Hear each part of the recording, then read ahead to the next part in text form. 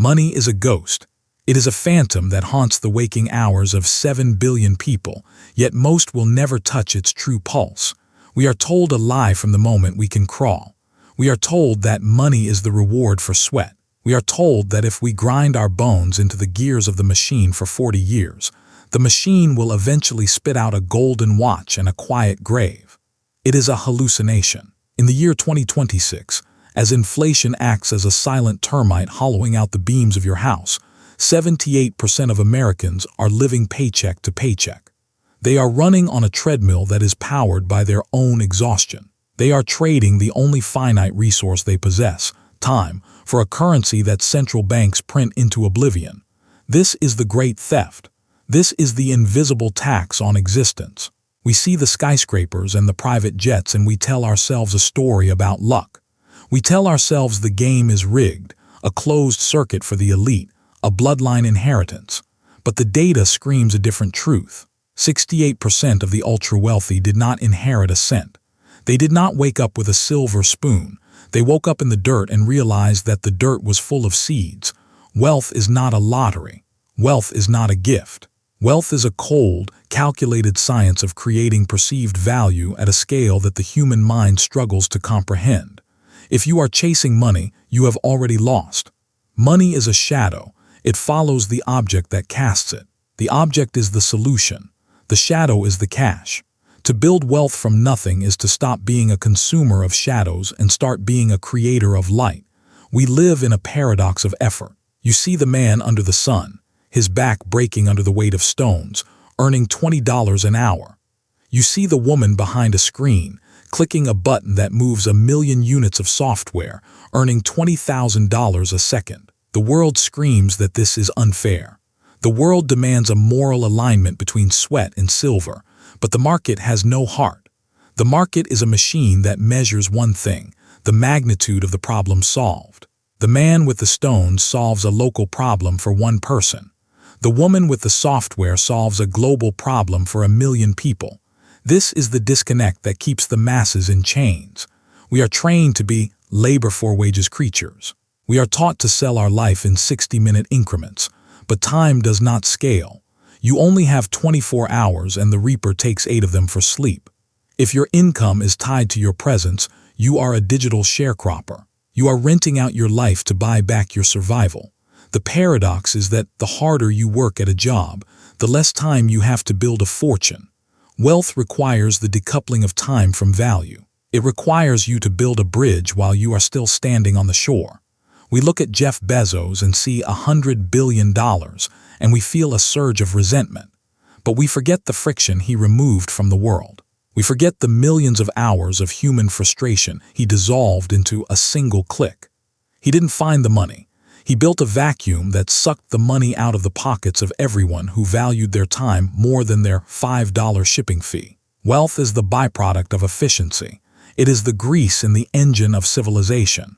If you want the grease, you must first build the engine. The roots of this engine are buried deep in the blood-soaked soil of history. It did not begin with Silicon Valley. It began in the damp counting houses of Florence. In the 14th century, the Medici family were not kings. They were wool merchants. They were men who dealt in the tactile, the dirty, and the local. But Giovanni di Bicci de' Medici saw the friction. He saw that the nobility and the church had land and titles, but they lacked liquidity. They had the castle, but they couldn't pay the guards. The Medici solved the problem of distance and trust. They invented Decoupling bookkeeping, a linguistic revolution for math that allowed them to track value across borders. They turned money from a physical weight of gold into an entry in a ledger. They became the ghost in the machine of European power. They financed popes and funded wars, not because they were cruel, but because they were necessary. They controlled scarcity.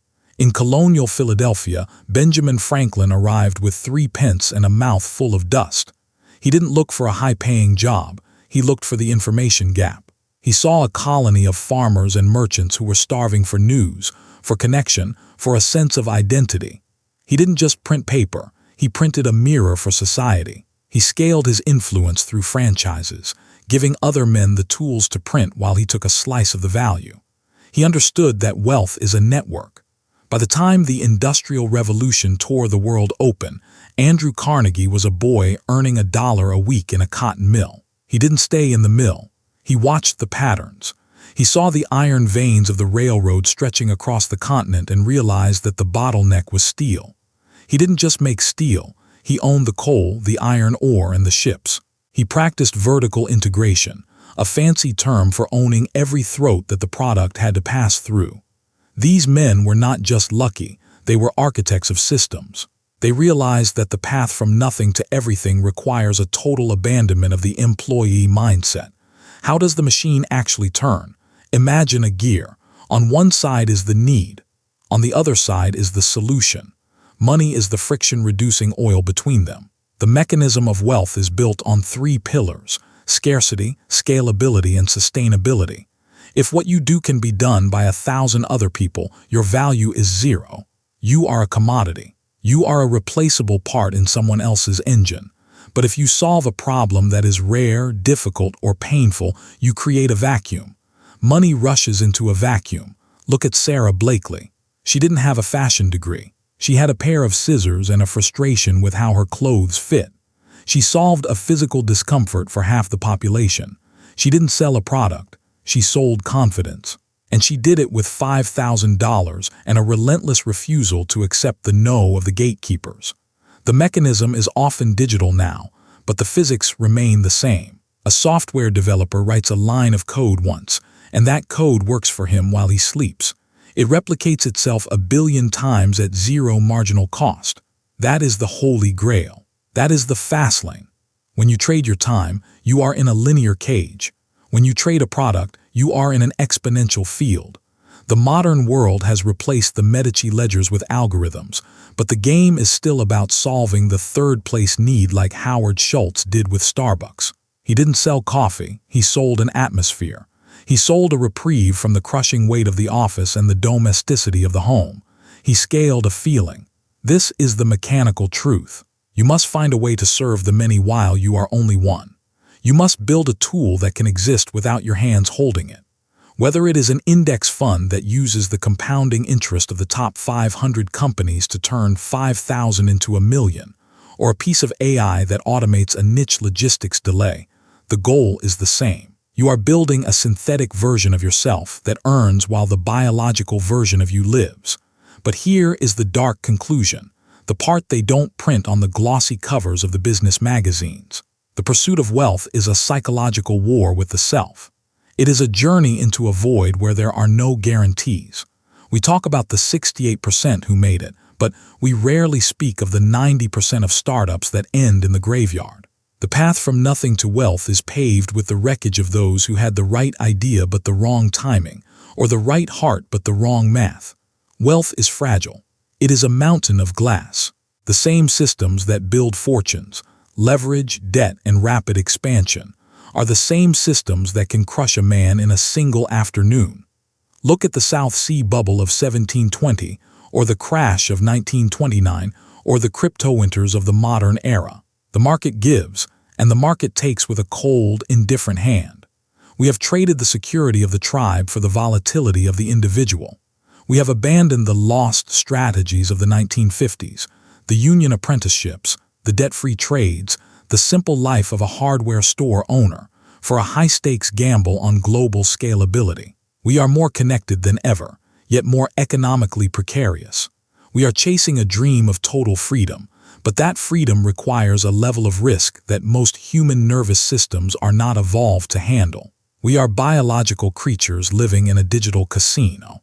The untold truth about money is that it will not make you happy, but it will give you the right to choose your own form of misery. It buys you out of the slow lane of quiet desperation and puts you into the fast lane of high-altitude anxiety. We build these empires of steel and silicon because we are afraid of our own insignificance. We solve problems for the world because we cannot solve the problem of our own mortality. In the end, the gold in the bank is just a score in a game that eventually ends for everyone. But for those standing in the dirt today, looking up at the glass towers, the message is clear. The gates are not locked. There is no secret cabal. There is only the equation. Stop asking the world for a job. Start looking at the world and asking, what is broken? Then fix it. Fix it for one person, then fix it for 1,000, then fix it for 1,000,000. The money will find you. It has no choice. It is a law of physics. But remember, once you have the wealth, you will find that the ghost you were chasing was yourself all along. The freedom you bought is just the space to realize that the most valuable things in life are the ones that can never be scaled, never be sold, and never be printed by a central bank. You build wealth to buy back your time, only to realize that time was the only thing that ever mattered. The tragedy of the self-made man is that he spends his life building a ladder to the stars, only to find that the stars are just as cold as the ground he left behind. But at least from the top of the ladder, the view is clearer. At least from there, you can see the machine for what it really is. A beautiful, terrible, indifferent engine of human desire. And you, for a brief moment, were the one with your hand on the lever. You were the one who moved the world.